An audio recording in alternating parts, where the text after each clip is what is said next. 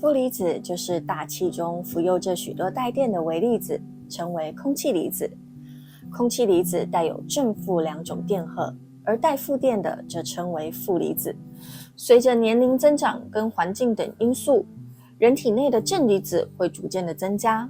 当人体正负离子无法平衡的时候，就会对我们的身体造成多方面的影响。于是我们需要仰赖负离子的帮助来维持身体正负离子的平衡。而大自然中产生负离子的方式有打雷、瀑布及海浪、森林、辐射物质等。